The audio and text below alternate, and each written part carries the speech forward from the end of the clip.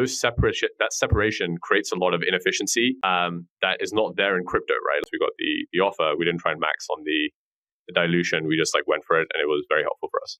Yeah. Okay. So like go back a little bit. You were talking about, having done HFT originally in TradFi and then moving over to crypto.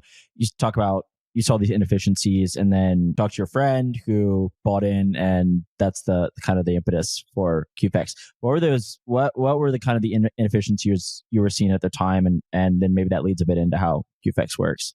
Yeah, I mean, if you look at like traditional market structure, it's changed almost beyond recognition from like 6 years ago, something like that, right? I think crypto exchanges, because they've had a lot of very, very smart people work on them, and they've been able to work kind of outside the regulatory purview and been able to kind of design things from scratch, have been the leaders in innovation from that side. So specifically, that's kind of a high level argument, but specifically, exchanges now don't need to be in this like very intermediated model where, you have brokers that kind of act totally separately to the clearinghouse, which is like the accounting layer, the ledger layer, and then the exchange, which is like an order book that fulfills orders and matches orders on buyers and sellers who agree on a price. And that separation creates a lot of inefficiency that is not there in crypto, right? Like if you want to go trade on Binance or Hyperliquid or Aster or Lighter or OKX, you go on their front end, Aster, Lighter, Hyperliquid, Binance, they do all of the calculations of your margin utilization, your position.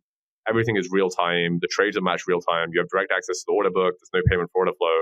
And by getting rid of that intermediation, what happens is, firstly, the exchange knows all the risk that's actually sitting on its books. So it knows like when people can blow up and when to give them leverage and when not to give them leverage. That's why you can do things like trade Bitcoin at 100x on most perp and probably DEX as well, even though, like if you want to trade S&P using futures on interactive brokers, like you only get up to 10x leverage, even though S&P is way less volatile. So those inefficiencies really are caused by, it's not, we don't have the tech to do them anymore. Like crypto has shown us that we have the tech to do all this stuff and we have highly available systems.